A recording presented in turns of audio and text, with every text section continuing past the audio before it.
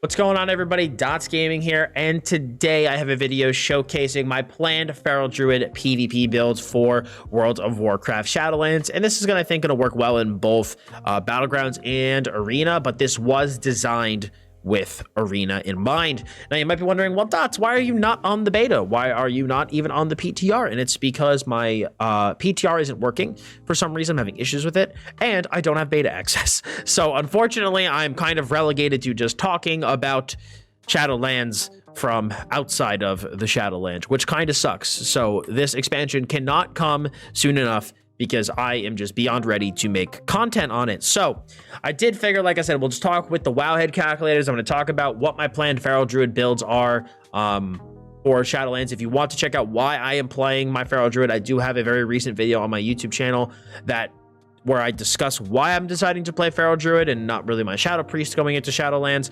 But like I said, today I just want to discuss my talent build, my soul binds, the Covenant, and my legendaries, and why I am choosing those things, because everything in this build kind of combines together. You know, it all kind of works together, so it makes one complete thing. I think is really, really good. You know, we'll have to see if things get buffed or nerfed based on the rest of the beta, and then how things shake out when the season actually opens up. But these are my initial plans.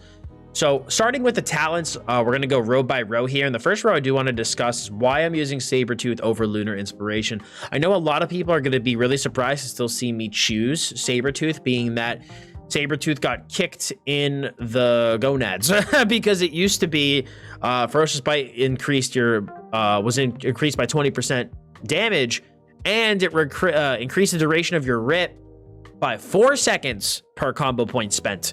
So you would basically just be able to keep permanent uptime on a rip once you ripped once. But now it is only 1 second per combo point spec. So instead of getting 20 additional seconds, you get 5. Pretty hefty nerf. We don't use this talent for that. We use it basically for the 20% increased damage on Ferocious Bite. Lunar Inspiration is still a good skill. Still a good talent if you do want to use Moonfire while in cat form. But for my spec here, I am trying to focus primarily on Ferocious Bite and dealing big damage with Ferocious Bite. You can absolutely do a more dot-focused spec if you want to go Lunar Inspiration. And then down here for the 50 tier, you go Blood Talons instead of Feral Frenzy. That, I think, if you combine those two things together, you will have a stronger build in terms of damage over time pressure. But from what I have seen on the beta at this point, unfortunately, and I know my name's Dots Gaming, but Feral Druid bleeds still look a little bit lackluster, and their dots still look a little bit like in terms of overall damage. So I think, especially because I also plan on playing Jungle Cleave as my main comp, I think a bite focused spec will be a little bit more beneficial for that composition. The dot spec, from what I've seen, is still solid. I've seen some people play it on the beta as well, and it still looks pretty good.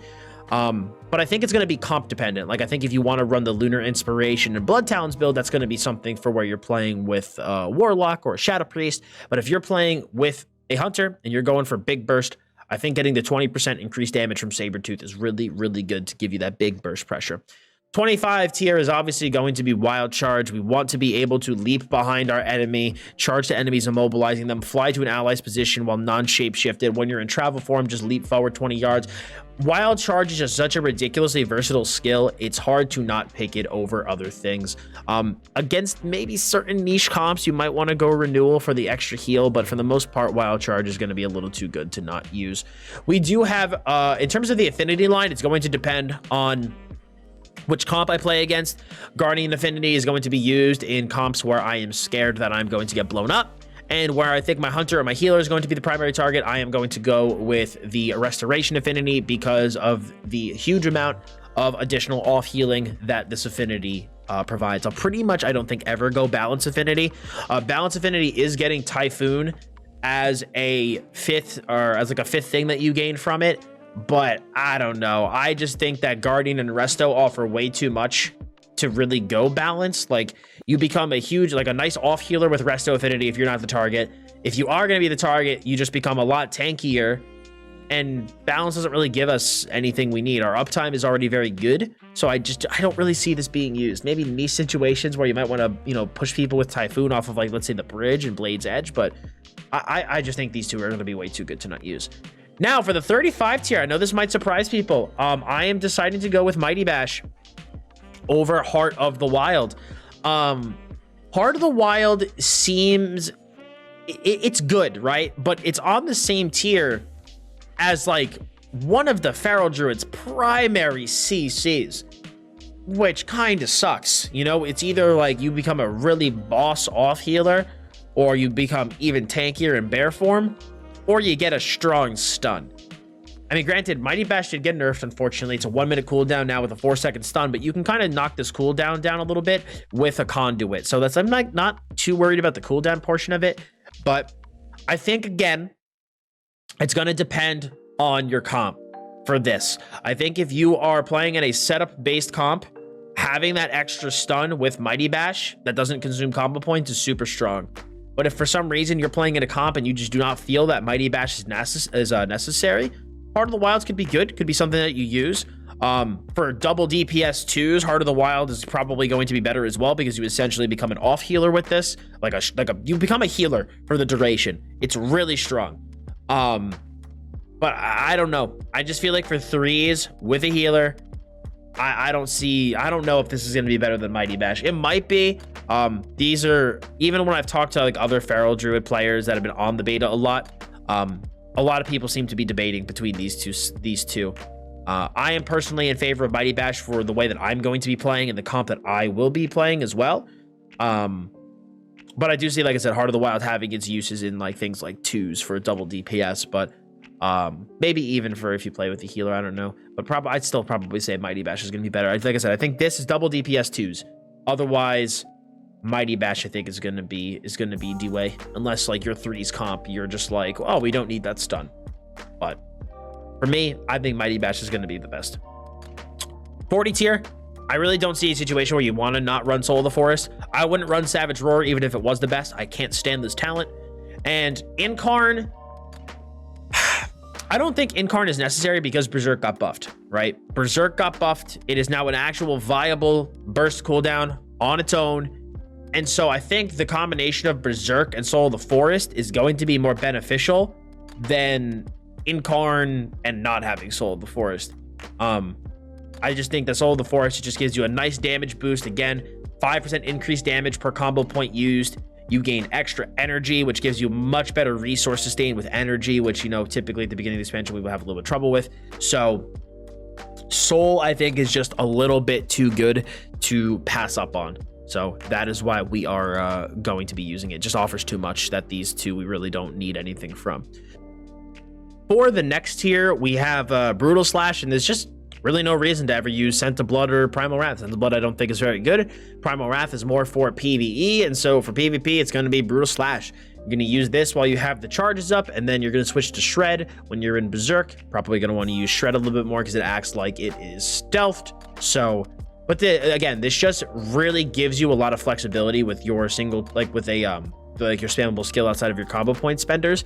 And this being AoE too, it's cheaper than Shred. It just helps us manage the energy a little bit, get some splash damage going around. It's just a really, really good skill to have when these two don't really offer us a whole lot inside of a PvP environment.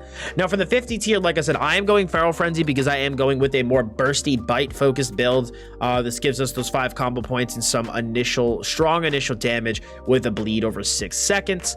Blood Talons is going to be the go-to, I think, if you're running a more dot focused spec with Lunar Inspiration, and then you use this, because it is going to, you know, when you use 3 different combo point generating abilities within 4 seconds, so it's going to be like, let's say, Rake, Thrash, and then Moonfire, you are going to have your next 2 rips or Ferocious Bites be increased by 30%, so then your next rip is going to deal huge amounts of damage.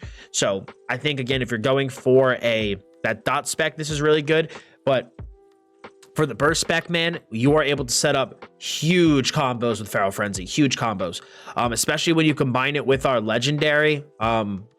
It's just, I'll explain it when we get there, but it's just a really, really good skill to have. And I like this too, because I played my Feral Druid during Legion, and so it really reminds me of the Ashamane's Frenzy skill that we had during that. I think it was Ashmane's Frenzy. I think it was called. It was Ashmane's something. It was either Fury Frenzy. It's been a little bit. But yeah, that was really, really fun. And so it's nice to have something very similar to that. Now, Covenant-wise, I'm going Necrolord. I don't think that, personally, Venthyr I think is terrible for PvP. Night Fae, I'm not a fan of. I know some people are huge fans of Convoke the Spirits, but the reason I do not like Convoke the Spirits is because it can be kicked. It's also not guaranteed to generate 5 combo points. There have been situations that I've seen people where they only generate 3 because you're getting all these random skills. So I don't want to rely on RNG on a 2-minute cooldown, and I don't want to be kicked on it in Arena. So immediately that went out the window. So it became down to Kyrian, where you can get that, like, the self buff, the self damage buff, the percent damage buff. I think it's called like Inner Spirit, I think, or Inner something. I forget the exact name. I think it's Inner Spirit, maybe. And then for the other one, we have Necrolord with Adaptive Swarm. And to me, Adaptive Swarm is super cool, and I really, really like it. So you command a swarm that deals damage over 12 seconds to the target and increases the effectiveness of your periodic effects on them by 20%. So this is going to increase our dot damage by 20% on a target. So even though we are not a completely dot focused spec, this is going to help us have our dots still deal a respectable amount of damage. So not only are we going to be focusing really heavily on Ferocious Bite with things like Sabertooth and with things like Feral Frenzy to help give us multiple bites in a row, combined especially with Ferocious Wound, having Adaptive Swarm will just, I think, give us a bit of the sustained pressure we need to give that Feral Druid dot feel that you are looking for. This will be even stronger, more effective too if you run with Blood Talons and Looter Inspiration. You'll be getting a lot of benefit out of this. But for me, I like this just because it helps kind of buff up our dots a bit, even inside of a more bursty spec. Fleshcraft, I think, is also really good too, getting a really big damage shield right when we start the arena, or if you need to, you know, conjure this mid-arena for the CC immunity, you can do that as well. Part of the reason that I've seen people consider Kyrian, and why I consider Kyrian as well, is because the Inner Spirit one, where you use it on yourself, or Inner Empowerment, Inner Focus, whatever it's called. For some reason, I'm blanking right now. It basically just gives you a flat damage buff on I think it's a 1-minute cooldown. So you can absolutely use that if you want, because that'll give you even bigger burst inside of your burst windows. But I'm not sure. I'm not really sure how I feel about it. That's the one thing I've been debating between. Is if you run it, I just remembered, it's actually called Lone Empowerment, 15% damage increase for a duration. I think it is 10 seconds, so you're going to get that empowerment, 15% damage, 10 seconds. It's going to be really good for making your burst windows even burstier, but my fear with going Kyrian is that outside of those burst windows, our damage is going to be pretty bad. Granted, I know a 1-minute cooldown isn't that big of a deal, but Adaptive Swarm to me just seems super consistent. 25-second cooldown. It can jump between enemies and allies. I don't know. There's basically going to be barely any downtime, if any, on this, because I think you could stack it up too. So I don't know. To me, Adaptive Swarm, I think, is just going to be a lot more consistent. And even with a more bursty spec, I think I would prefer that little bit of consistency over leaning just wholly into the burst. With Lone Empowerment, while you will have bigger peaks, you will also have lower valleys. But Adaptive Swarm kind of brings those closer together. The valleys won't be so low, but the peaks might not be as high as they would be with Kyrian. So that's my reasoning. I think if you are, looking at my spec and you actually like it as a concept, I would just, like I said, would not go Venthyr or Night Fae. I would do either Kyrian or Necrolord, but I'll be going Necrolord myself. Now, for honor talents, will be using obviously still Ferocious Wound, because Ferocious Wound got buffed, guys. I don't know if some of you know that. A lot of people didn't know that. Ferocious Wound did get buffed by 2%, so we now have a 10% reduction on health, stacking up to 2 times. Now, the cool thing is that with the spec that we are going to be playing, we can bite twice in a row. And that's why we are using the Eye of Fearful Symmetry Legendary. This is the legendary I have planned out for myself at the current moment in time. Tiger's Fury causes your next finishing move to restore 3 combo points. So basically what you would do in an opener is you would rake, you would rip, you would then use Tiger's Fury, Feral Frenzy to get up to 5 combo points, and I would also use a macro that has Tiger's Fury and Berserk on the same key, so I'd hit that macro. Feral Frenzy, and then when you bite, you're going to gain 3 combo points from Eye of Fearful Symmetry and 2 combo points from Berserk. And then you are able to literally bite a second time, and then you'll have 2 combo points again from Berserk, and then from there you're able to just go into the rest of your rotation. But that is a way to get huge instant damage. Feral Frenzy and 2 ferocious bites in a row. You got your rake up, you got your rip up, and then after that, once you get the second bite, you would then go into a thrash to get your 3rd dot up. But with Ferocious Wound, you are instantly getting that 20% health reduction. Bam, right off the bat. You could also, if you want to go for bigger bite damage, you could weave in the Thrash earlier on in the combo. Your Ferocious Wound or your Ferocious Bites will be a little bit bigger, but you will have an extra global in there. But still, having that Ferocious Wound, that 20% basically health, bam, immediately right off the top is huge. So I think it's going to work really, really well for this spec. That's also why we are using Savage Momentum. Since I talked about the Legendary, we are also going to be using this. Interrupting a spell with Skull Bash reduces the remaining cooldown of Tiger's Fury, Survival Instincts, and Stampeding Roar by 10 seconds. I think this is also going to be a really, really good talent as well, being that Survival Instincts now has a longer cooldown, even though it just works perfectly well with the Tiger's Fury Legendary we have, because like when we kick, we go from, like, we just chop 10 seconds off the cooldown. That's huge. It's at least 33% of the cooldown. And so, but also having it chop off time off Survival Instincts, I think is really, really good, being that it has a 3-minute cooldown. So it'll just get us to our wall that much faster once we already burn it. And then we are, of course, running Leader of the Pack for increased critical chance of, for increased melee and range critical chance for our party members. Leader of the Pack also causes affected targets to heal themselves for 4% of their maximum health when they critically hit with a melee or ranged attack. So I think it's just you always run Leader of the Pack. Too good to not use. Big buff that Feral brings. And so this is what I am looking at in terms of talents. Already kind of talked about the Legendary. There were some other Legendaries that I did consider too. I very much considered the Heart of the Wild Legendary. There's one that gives you Heart of the Wild every time you switch into the your corresponding Affinity form. For like a short duration. It's got a 1-minute cooldown, so that was something I was definitely considering. If you maybe don't want the extra damage and you really want Heart of the Wild and Mighty Bash, you could run that Legendary, because it'll give you, like I said, so for me running Resto, it'll give you Heart of the Wild every time you swap into caster form, and then if you're a Guardian Affinity, it'll give it to you every time you swap into the Bear form. So that's a really, really cool Legendary to run as well.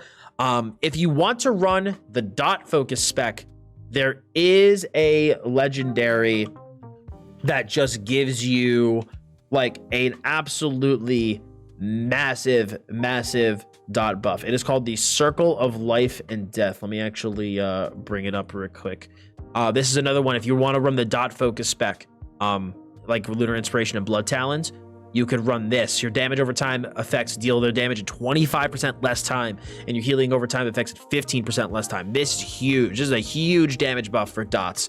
So if you want to do that dot focus spec, I wouldn't even recommend this Legendary. I'd recommend this one. I think it's going to just combo super, super well.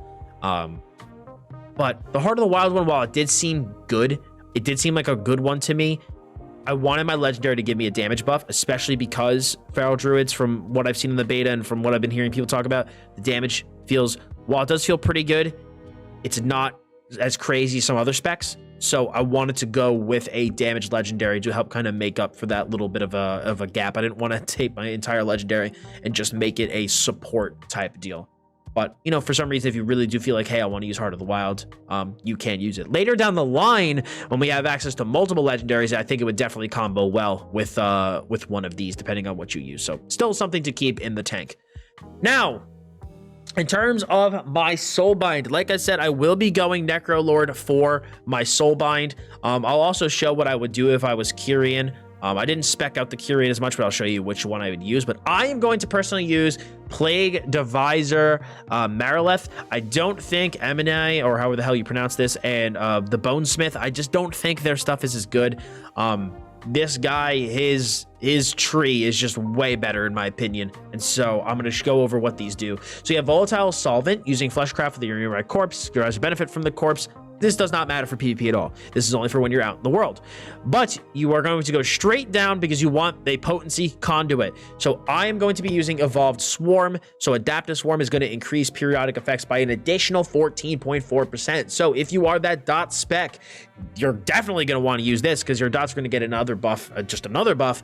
But for me, I looked at the rest of my potency conduits and there wasn't anything that really jumped out at me as like, man, you gotta have this, you know? And so I already knew I was going to use the other two that I have later down the line, but for my third one, I was like, I don't really know, and I was kind of debating, and so for me, I decided to go with Evolved Swarm, just because, again, it boosts my dot pressure a little bit more to give me some more consistency on top of the great burst I'm already going to have, and it's going to burst my healing as well on my teammates, and since I don't really plan on running Heart of the Wild, when the Swarm bounces back to one of my allies, getting an additional nearly 15% healing on them from it, it's going to be really, really nice.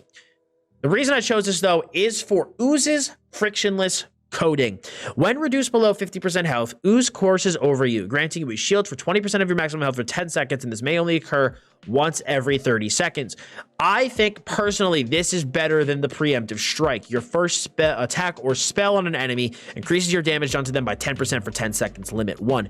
This is a huge damage boost, don't get me wrong. 10% is absolutely massive, but from what I've seen on the beta, damage is really high. Damage is really, really high. So if I can make myself a bit tankier to make sure that I don't instantaneously explode if somebody decides to attack me, this is going to just help with that. Plus, I also think that this plus a potency conduit is going to be better than this plus a finesse conduit. Could be wrong, but that is just based off of what I've seen on beta. I think this direct down track is going to be the best. Now, for our one finesse conduit, I am running Born of the Wilds. It reduces the cooldown of Mighty Bash, Mass Entanglement, and Heart of the Wilds by 25%, 24%, but nearly 25%. So this is going to help basically fix the nerf that we received on Mighty Bash. Is going to help us reduce that cooldown by a nice amount. So really big fan of this to kind of help make Mighty Bash kind of more like it was in BFA. We are then going here to the right. I don't really think this matters too much. So we have one that allows you to open locks that require 60 skill once every 24 hours, and then Fleshcraft will reduce that cooldown. And this is defeating enemies has a chance to deploy your Plagueborn Cleansing Slime, which improves the remaining durability on your armor. Less repairs, why not? So I figured I did this. These last two potency conduits are just bread and butter for this build, man.